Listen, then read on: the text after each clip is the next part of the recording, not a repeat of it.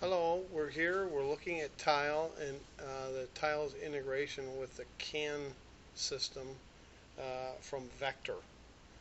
Um, this is used typically for a tile immunity test, and what happens during a tile immunity test is tile cycles through a set of frequencies and levels to specific field powers, and then it communicates to Vector's CANoe and says, go ahead and make a measurement.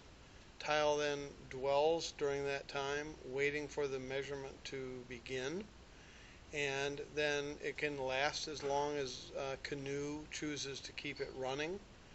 And when the test for that specific frequency is finished, then CANoe reports back from 1 to 100 different values or test points that can be communicated to tile and then shown on the tile graphs and tables. So what we're going to watch here is we're going to watch an example of a tile immunity test, and while the immunity test runs, it's going to communicate with Vector's CANoe program to collect data. So I'm going to start the tile immunity action by clicking on the go, and the immunity action is going to begin. As soon as it does, it's going to communicate over to the Vector program, and it's going to start the vehicle. Now what you see over here is a variety of different user interface or GUI elements, and these can be customized by the end user to look like their exact vehicle if they choose to do that. So we have brake pedals, we have the powertrain, engine, we have the gear shifters, and then we have an example of a dashboard. Eric is going to take over and he's going to show us a couple of different capabilities that exist. In CANoe, they have the concept of desktop, so we're just looking at one bus on the system. The CAN buses, you can have multiple buses, of course, inside of the car. So we're looking at the powertrain system, looking at some of the monitored values here on the graph. So we can click to a completely different view that's called the comfort bus. It's a physically different CAN bus in the system where we've got the radio and the windows. This is all being simulated. There's also a switch in CANoe to switch between simulated and real, a real bus. What we'd like to show back in Tile is that as this test is running, various points within the system are being monitored.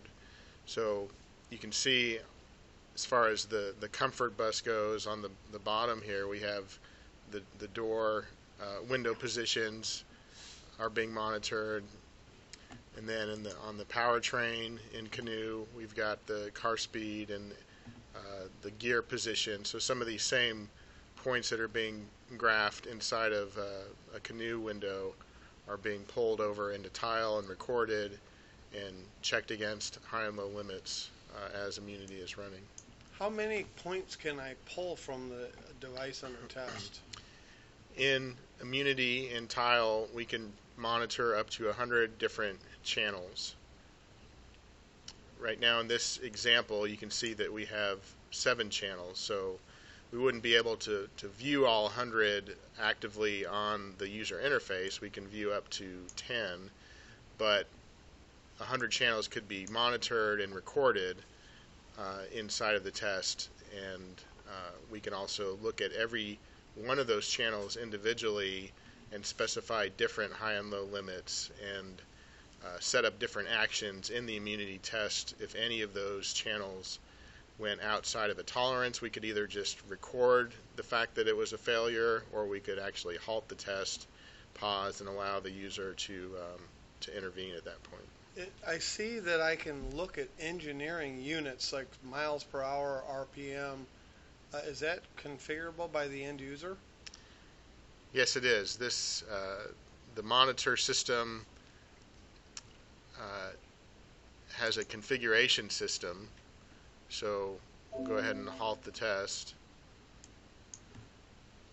and show a panel where when the test is not running, we can go into the configuration and see each of these channels individually. And here there's a drop down for how we connect over to CANoe with the tag name and the variable type. And then here's the units, where we just click on a units drop down, and it'll show some default options. And or you can just type in any particular unit that you want. It's not tied to the specified list. So when I'm testing, for example, I may want to check to make sure that the RPM doesn't go above or below a specific value. Are those limits programmable by the end user, and are they frequency specific? Yes, the limits are basically arrays, so they're frequency specific. So as the immunity test cycles through different frequency points, every frequency can have a different high and low limit value. So we can set that up in immunity where when it's at 100 megahertz, a value might fail at 100. When it's at 1 gigahertz, it might fail at 1,000. Those can be completely different values per frequency. I noticed that you're showing graphs on the screen of the values that you've read. If I had 100 different data items that I had, that would take a lot of space. Can I choose which items I want to show as graphs? Sure. Each graph is viewing what we call a data element. So every of the 100 channels, every channel is recording into its own data element, and then the graph can view whatever data it wants to. So again, it's not feasible to probably be viewing 100 channels worth of data at a time, although you could if you wanted to, but you can set up these graphs to point to whatever underlying data you'd like to. So I can store that data by frequency, and then if I want to, after the test, I can come back and look at each one of those item by item and see what the value was for that particular frequency. That's correct. Okay. Well, thank you very much for the explanation, Eric.